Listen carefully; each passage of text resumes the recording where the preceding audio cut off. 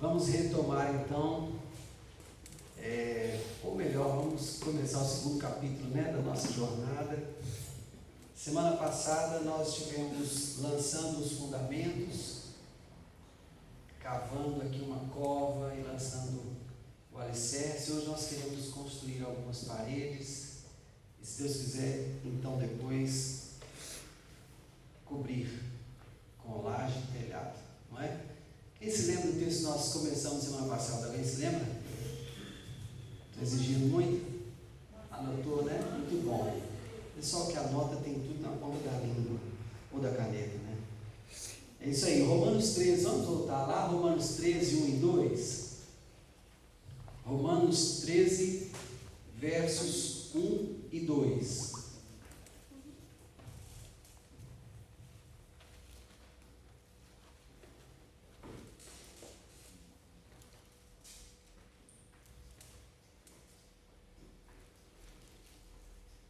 Romanos 13, versos 1 e 2. Quem encontrou o texto, diga amém. Amém. Glória a Deus. Vamos adiante. Todo homem esteja sujeito às autoridades superiores, porque não há autoridade que não proceda de Deus, e as autoridades que existem foram por ele instituídas, de modo que aquele que se opõe à autoridade resiste à ordenação de Deus, e os que resistem trarão sobre si mesmos condenação. Vamos orar? Pai, obrigado por esse tempo aqui mais uma vez. Obrigado pelo privilégio de poder compartilhar a palavra do Senhor com estes irmãos. Que a graça do Senhor seja sobre nós, sobre aqueles que ouvem, ó Deus. Haja graça do Senhor para que ouçam e recebam no seu espírito a palavra do Senhor. E sobre aquele que ministra, haja graça do Senhor para ministrar. Um favor especial do Senhor nessa noite, Pai, em nome de Jesus. Desde já, nós resistimos a toda força das trevas e declaramos que o inimigo não tem poder e autoridade neste lugar. Nós declaramos que nossas mentes sobem cativas à obediência de Cristo agora. E todo sofisma, toda mentira parecendo verdade é destruída. Toda fortaleza na mente é demolida no nome de Jesus. E nós declaramos, ó Deus, a liberdade do Teu Espírito para agir entre nós, para nos instruir conforme a Tua palavra diz, que nós não temos necessidade que ninguém nos ensine nada, porque a unção nos ensina. Então, Pai, que esta unção esteja sobre nós hoje para nos instruir, que esse seja um tempo de nos alimentarmos da Tua palavra, de sermos instruídos pelo Teu Espírito, em nome de Jesus. Amém. Amém. Então nós estamos tratando sobre princípio de autoridade. Na semana passada nós falamos sobre figura de autoridade. E nós abordamos alguns personagens da palavra de Deus que nos ajudaram a compreender a figura de autoridade. Quem se lembra de alguma coisa sobre a figura de autoridade que te marcou daquilo que nós tratamos semana passada? Alguém? O que te marcou numa figura de autoridade? Daquilo que você ouviu. Pode falar, Renan, por favor. Josué, a característica era servir. Muito bom. Josué te marcou com essa marca e com essa característica de ser um servidor, né? Quem mais? Quem se lembra de algo que foi dito semana passada e que te marcou? Alguém?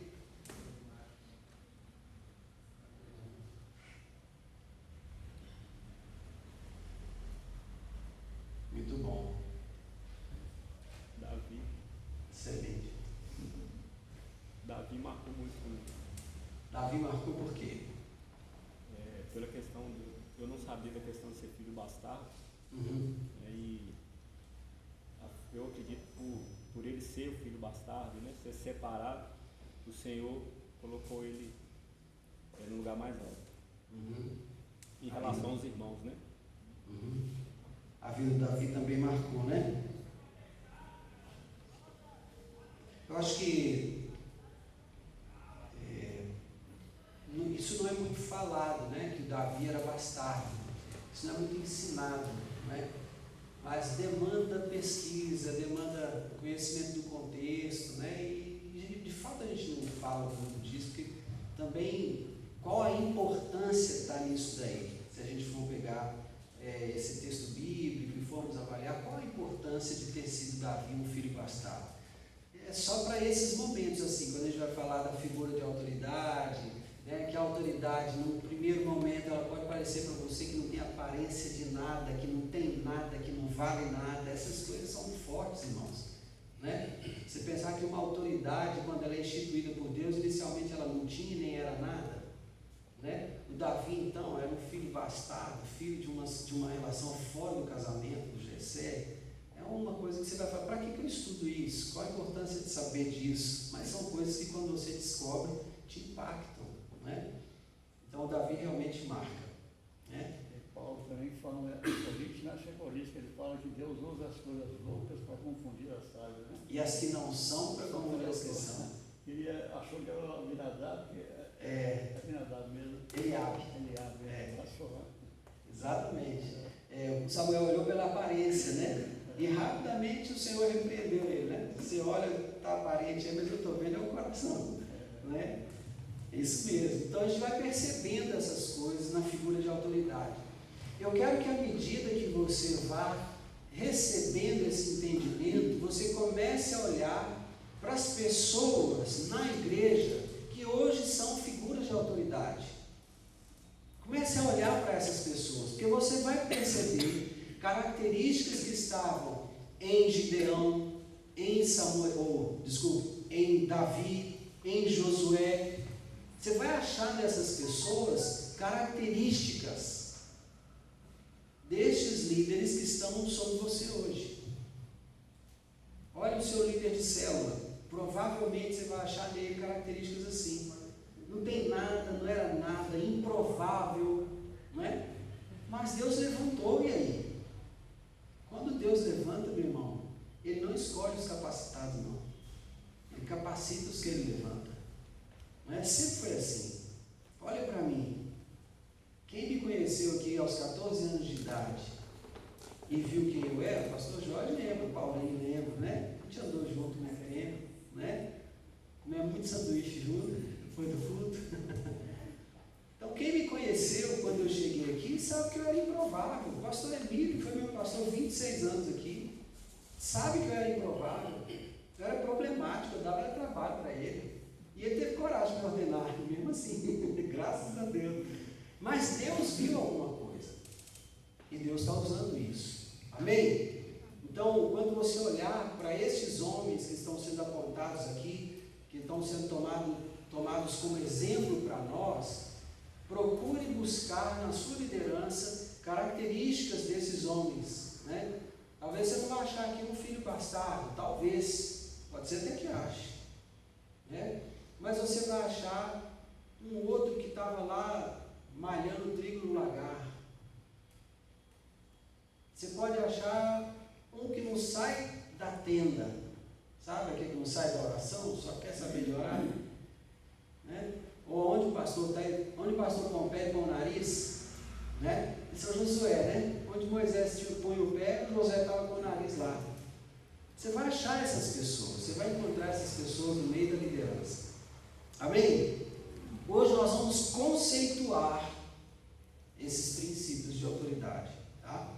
E nós vamos trabalhar esses princípios em algumas esferas. Nós vamos trabalhar o princípio de autoridade na esfera da família, nós vamos trabalhar na esfera da sociedade civil, nós vamos trabalhar na esfera dos locais de trabalho, tá? Nós vamos trabalhar autoridade e princípio de autoridade nessas esferas. São as paredes que nós vamos começar a colocar. Então, primeiro, o alicerce é para você entender a figura de autoridade. E eu estou falando aqui, irmãos, como se esse tema estivesse sendo ministrado a primeira vez. Eu sei que não é. Então, me perdoe se eu pareço redundante, me perdoe se eu estou trabalhando com você como se você não soubesse nada. Mas eu prefiro trabalhar assim do que considerar que você sabe tudo. E aí eu não deixo passar nenhum ponto batido, tá bom? Então, primeiro, conceituando esses princípios de autoridade. A autoridade, direito ou poder de ordenar, de decidir, de atuar, de se fazer obedecer. Personalidade que permite exercer influência sobre pessoas, pensamentos e opiniões. Outro conceito, entidade que detém esse direito ou poder. Ainda sobre autoridade, é um sinônimo de poder, é uma espécie de poder continuado no tempo, estabilizado, podendo ser por característica institucionalizado ou não, em que subordinados prestam obediência ao indivíduo ou à instituição detentores da autoridade. Irmão, essa é a primeira parte que é horrível, só conceito. Mas eu preciso lançar esses conceitos. Depois você assiste tudo de novo, vai estar gravado, está disponível na internet, você pode assistir tudo de novo, com calma, não se preocupe em anotar agora, não tem problema se você não anotar não, tá bom? Vai estar disponível, talvez amanhã já vai estar disponível na internet, ok? Outros conceitos, mesmo que forças, poderes, domínios, governos, mandos, pesos, soberanias, autoridade no sentido próprio da palavra, quer dizer, imposição da vontade de outrem sobre a nossa. Por outro lado, autoridade pressupõe subordinação. No campo da filosofia, chama-se princípio de autoridade a tendência em reportar-se a uma autoridade intelectual anterior, ao invés de proceder livremente ao exame de toda e qualquer questão. Então, se eu considero que eu não sou autoridade em algum tema, qualquer que seja ele, eu vou submeter aquele tema ao exame de alguém que seja autoridade no assunto. Então, por exemplo, eu descobri hoje que o nosso irmão Joel, ele trabalhou anos atrás com aves. Então ele vendia aves. Eu não sei nada sobre as aves que ele vendia. Então, se eu quiser aprender sobre as aves que ele vendia, eu tenho que sentar com ele. E aí, irmão João, como é que era?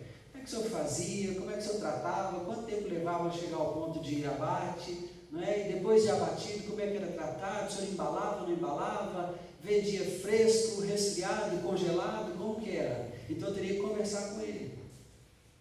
Se eu quisesse falar sobre logística de veículos, então aqui nesse grupo eu teria que conversar com o Paulinho, porque o Paulinho é fera em logística de veículos. Quantos anos na Recreio, Paulinho? 30? Vou fazer 22 agora.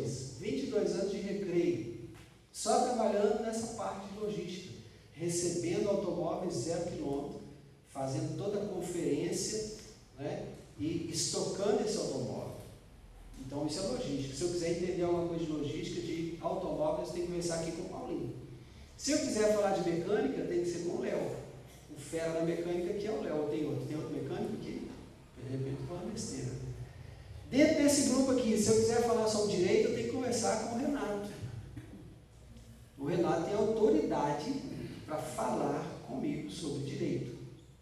Os irmãos estão entendendo? Então é disso que trata isso aqui, né? Então eu vou submeter a uma autoridade, né, para que ela examine a questão, seja ela do direito, da logística, da criação de aves, da mecânica. Então eu não sou autoridade nessas áreas. Agora, se eles quiserem falar de Bíblia, vão ter que conversar comigo. Aí eu sou autoridade. Irmãos, estão entendendo? Então cada um no seu quadrado, né? Mas não saia por aí falando daquilo que você não entende, porque você não está autorizado a falar do que não entende. Você vai estar com os burros na água. Entende essa expressão, estar com os burros na água? Você vai se dar mal, né? Então, se você tem autoridade, o pastor Emílio, por exemplo, é uma pessoa que eu considero muito como autoridade, principalmente na área de escatologia. Tudo que você quiser sobre escatologia, as últimas coisas, os últimos acontecimentos, o tempo dos fins, senta com o pastor Emílio e fala assim: eu quero uma aula, pastor, vamos estudar aqui escatologia. Senta com ele. Ele é autoridade nessa área. Entendeu? Então, se eu quiser falar de escatologia, primeiro você está com ele. Eu. Você está com ele, pastor? Vamos conversar sobre escatologia. Esse negócio do coronavírus aí é escatológico. É ou não é? É. Olha, já balançou a cabeça. Então vamos conversar um pouco sobre isso aqui. Entenderam? Então, quando eu submeto a exame uma questão qualquer, eu tenho que submeter ao exame de uma autoridade. Ok? Bom, Max Weber é um teórico alemão, ele diz o seguinte: poder é diferente de autoridade. Poder é a capacidade de obrigar, por causa de sua posição ou força, os outros a obedecerem à sua vontade, mesmo que eles preferissem não fazer. Já a autoridade é a habilidade de levar os outros de boa vontade a fazerem a sua vontade. Agora, cuidado, não confunda a autoridade com manipulação.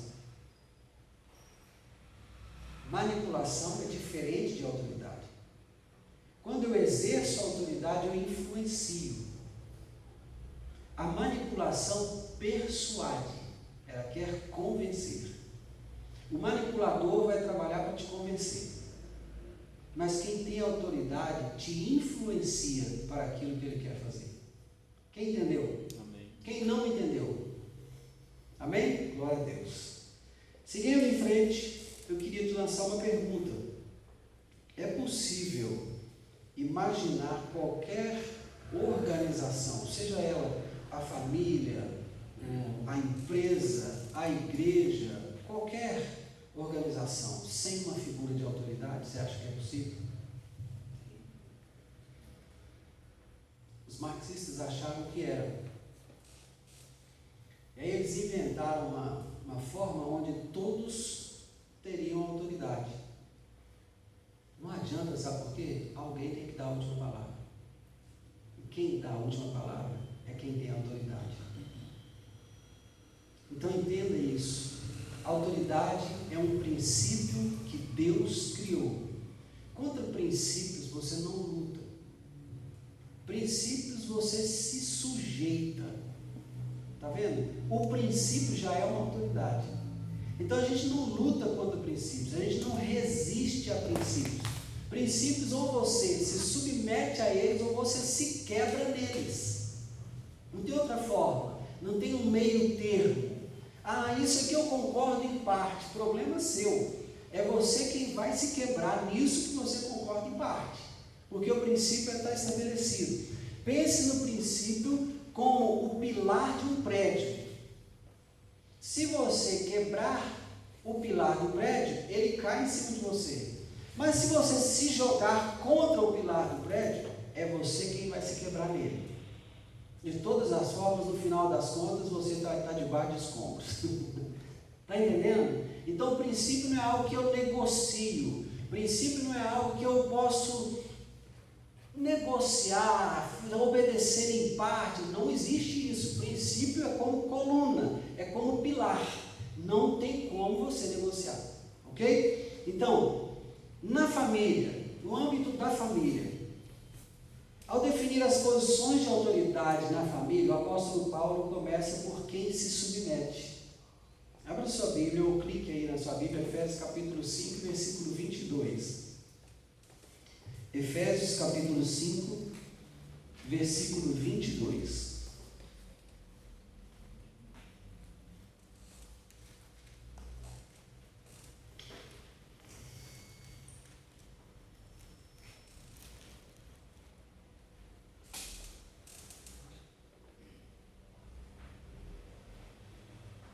Paulo não começa dizendo: maridos, amai as vossas esposas.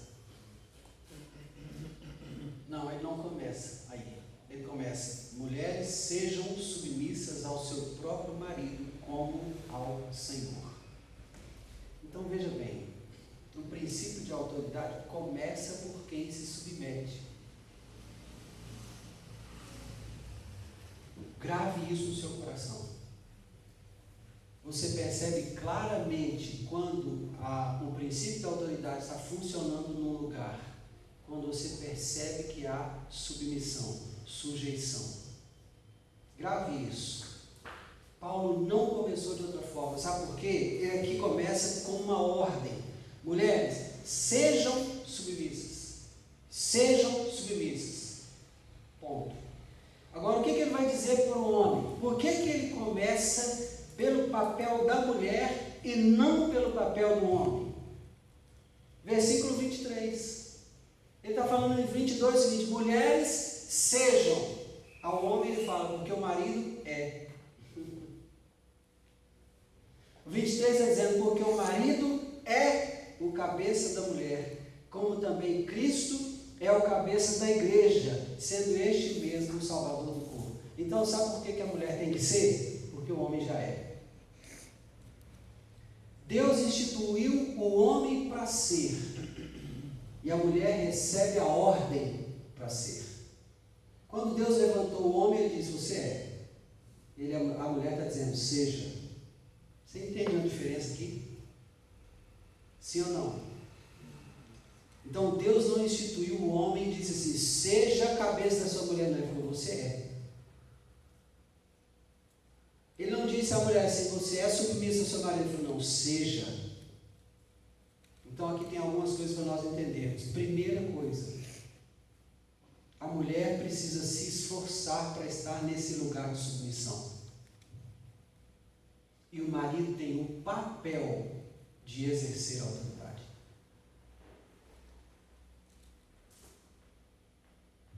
Todas as vezes que você encontrar problemas no lar, comece pela autoridade. Vocês todos são líderes, eu parto desse princípio aqui. Líderes de células, líderes na igreja, parto desse princípio.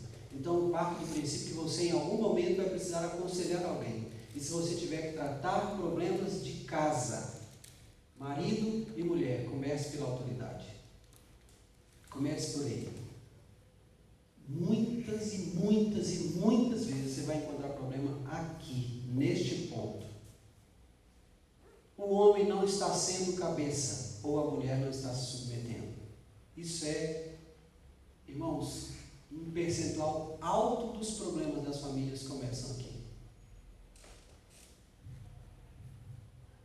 Nesses anos que se passaram de ministério, 20 anos só, sou um garoto perto do pastor Emílio, né? Mas eu creio que o pastor Emílio também experimentou isso. Mas aconselhando casais, esse é o pior dos problemas, e o problema central. Geralmente a mulher não se submete ou o marido é passivo, não exerce o papel dele de autoridade. Uma coisa ou a outra. E é assim, irmãos, o marido afrouxa, então a mulher passa para cima. É assim, pastor, que o senhor tem visto? Ele dá o direito para ela. Ele abre mão do direito dele. Então comece por aqui. E eu quero dar um conselho para as mulheres que estão aqui. Faça o seu papel bem feito. Ah, mas o meu marido é um frouxo.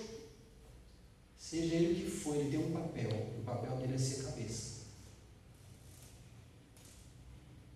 Não é papel da mulher exercer a autoridade em casa. Esse papel é do homem.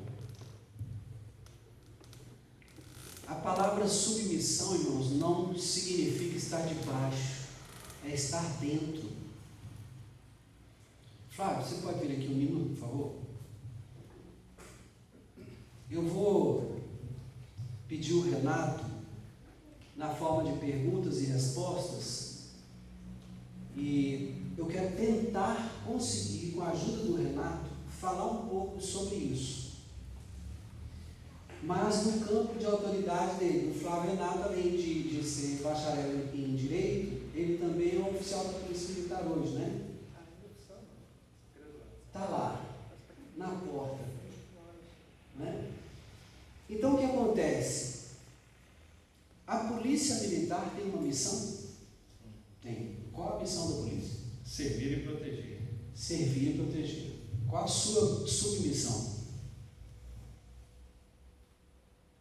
Fazer com que as pessoas sejam protegidas e servidas. Então quer dizer que a sua submissão está dentro da missão da Polícia Militar. E qual é a sua graduação? Segundo sargento.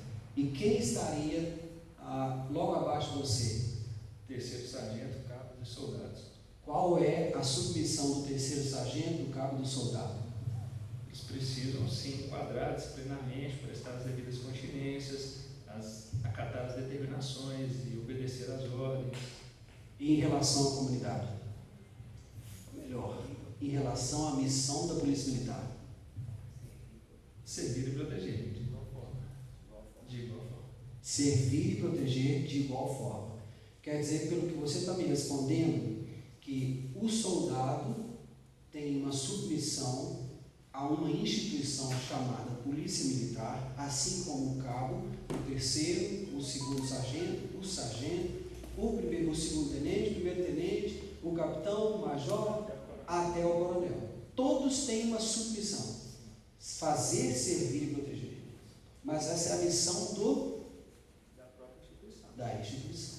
Obrigado. Quem entendeu isso aqui? Amém? Todos entenderam? Obrigado, Renato. Então preste atenção. Se a missão da Polícia Militar é servir e proteger, e a submissão do recruta, que nem foi mencionado, né? Começa com o cabo, porque recruta nem é gente, não faço não. Desde o recruta até o coronel tem a submissão de fazer, servir e proteger. Vocês conseguem entender que dentro da instituição todos têm a missão de fazer acontecer a missão da instituição? Amém? Todos entenderam isso? É a mesma coisa dentro de casa. Se a missão do marido é exercer a autoridade, é ser cabeça, a submissão da esposa é fazer com que todos cooperem para o cumprimento da missão do marido. Não existe escravidão nem subserviência. Entenda a diferença dessas coisas. A mulher não tem que ser subserviente, não é fazer tudo que o marido quer não, porque tem coisa que alguns maridos querem que a mulher não pode fazer não.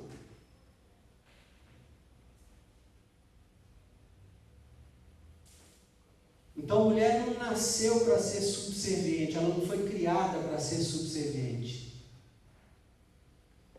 Eu não sei se você já estudou o texto de Gênesis, quando Deus diz assim: não é bom que o homem esteja só, far-lhe-ei uma ajudadora que ele seja idônea. O que esse texto quer dizer? Quando você vai estudar mais profundamente esse texto, ele está dizendo assim: far-lhe-ei uma ajudadora que lhe confronte. Aí você fala assim: mas a mulher foi criada para confrontar o marido? Não, é para estar à altura, é para olhar de frente. Quem está entendendo o que eu estou falando? É para olhar nos olhos. Significa que ela não é menor do que ele em nada. Então ela não pode ser diminuída. Ela tem que ser tratada com devido respeito e honra. Agora ela, no seu papel, precisa se entregar à missão da família.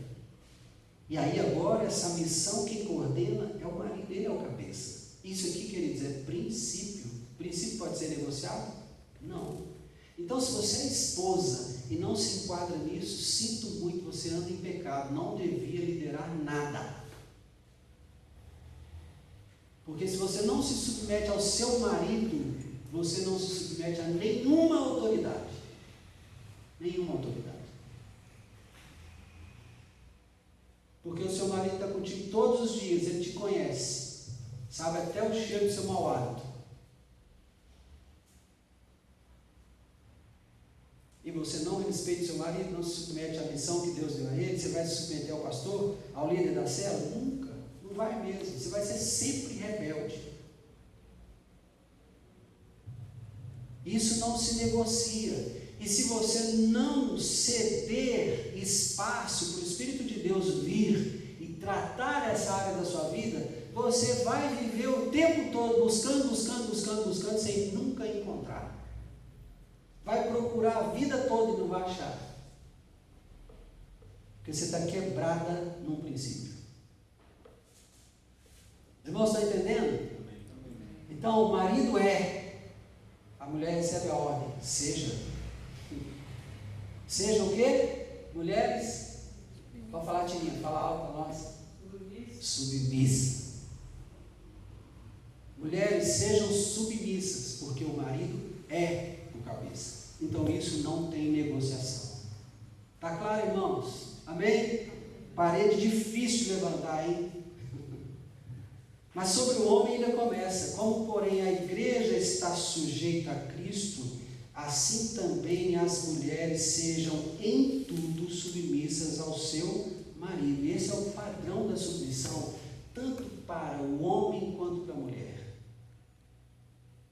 Porque o homem é cabeça da mulher, mas o Senhor é cabeça do homem. Então a sujeição é em tudo, irmãos, em tudo, em tudo.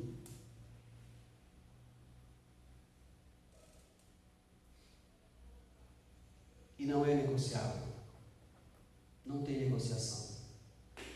Não dá para a gente conversar, não dá para a gente conversar isso aqui, não dá para conversar. A última palavra vai ser do seu marido, o que ele disser é isso aí. Ah, mas o marido não é crente. A Bíblia não diz que é para ser submissa ao marido crente. A Bíblia diz que é para ser submissa ao marido. Ah, mas meu marido é endemoniado. Submeta-se. Submeta-se. Ele é cabeça. Isso é princípio, irmãos. Isso é princípio. Ganhe seu marido em silêncio. Essa é a instrução da palavra. Ganhe em silêncio. Seja uma mulher crente. E o seu marido vai se render ao Senhor Jesus. Amém ou não amém? Está difícil construir essa parede ou dá para seguir mais uns tijolos? Maridos, amai vossa mulher, como também Cristo amou a igreja e a si mesmo se entregou por ela. Irmão, você não vai achar na Bíblia em lugar nenhum Deus falando para a mulher para amar o marido. Porque amar é algo que a mulher faz com facilidade. Tem homens que conseguem tirar isso da mulher e fazer a mulher odiar. Tem homens que conseguem. Mas a mulher ama fácil. Ama fácil. Se dedica facilmente.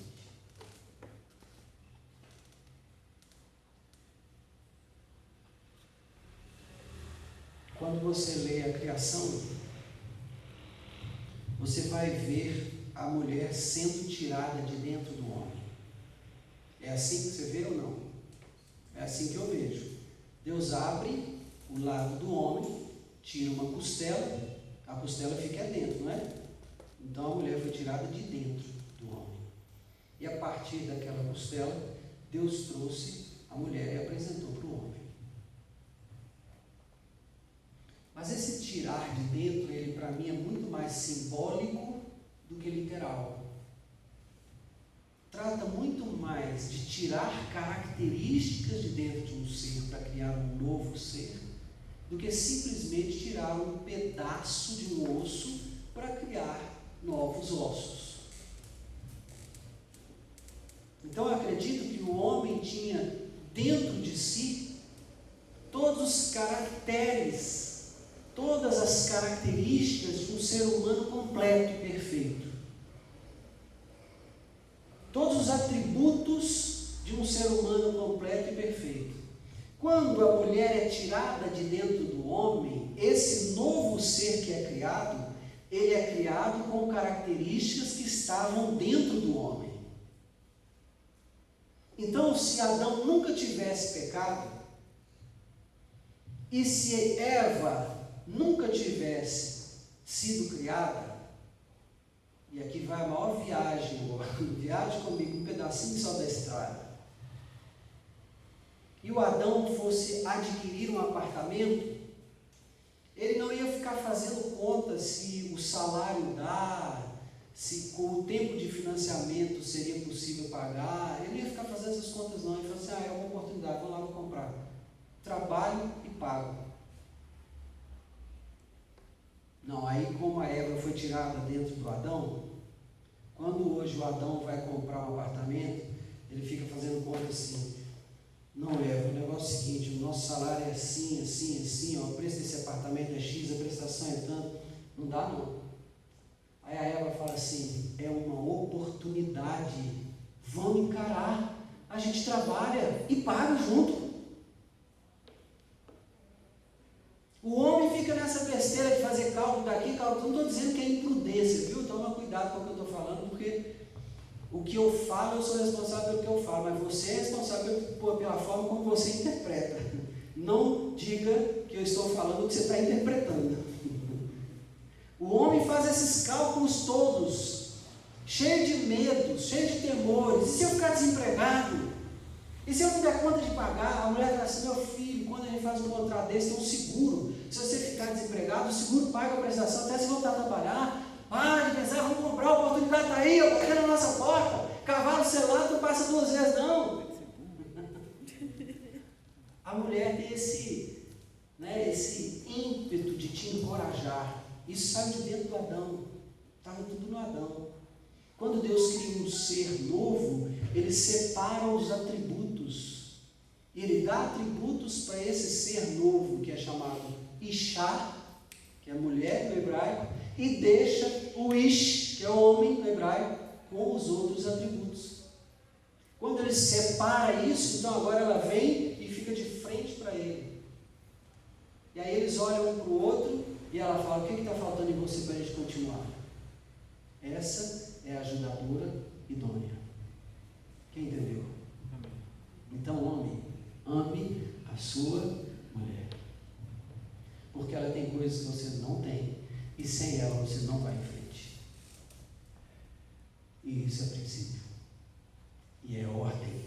Maridos, amai vossa mulher como também Cristo amou a igreja e a si mesmo se entregou por ela. Essa é a dose de amor que precisa ter no seu coração como marido. Você precisa ter coragem de se dar no lugar dela. Se alguém tiver que morrer, morra você, para que ela fique viva. Seja em que situação for, dê seus rins, dê seus olhos, seu coração, seu pulmão. Se for bater o carro, bate o seu lado, preserve dela. Ela é que é para ficar viva.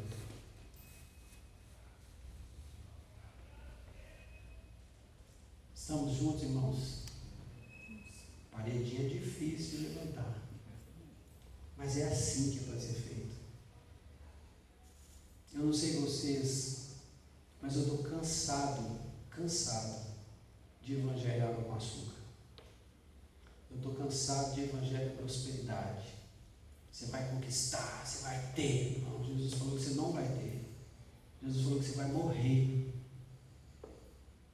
Jesus te convida para morrer. Não dá para dizer que você vai herdar o reino de Deus e viver do jeito que vive o reino das trevas. Você quer herdar o reino de Deus? Marido, ama a sua esposa. Mulher, submeta-se ao seu marido. Não queira construir um outro padrão, porque não se encaixa no reino. Amém? Vamos seguir um pouquinho mais? A autoridade tem um propósito. Então, qual o propósito da autoridade na família? Se o homem é autoridade, existe um propósito aí. Para quê? Esse é o propósito. O que vem depois de para quê é o propósito. Qual é o propósito do homem? Para que a santificasse, tendo-a purificado por meio da lavagem de água pela palavra, para a apresentar a si mesmo igreja gloriosa, sem mácula, nem ruga, nem coisa semelhante, porém santa e sem defeito. Os versículos 26 e 27. Jesus se entregou no lugar da igreja com esse propósito. O marido vai se entregar no lugar da mulher com esse propósito. É meu papel apresentar a minha esposa, Renata, santificada, por meio e purificada, por meio da lavagem de água pela palavra, apresentá-la igreja gloriosa, sem mácula, nem ruga, nem coisa semelhante, porém santa e sem defeito. É meu papel fazer isso. Sou eu que vou apresentar minha esposa diante do Senhor. Então, quando eu for apresentá-la, ela tem que estar desse jeito aqui.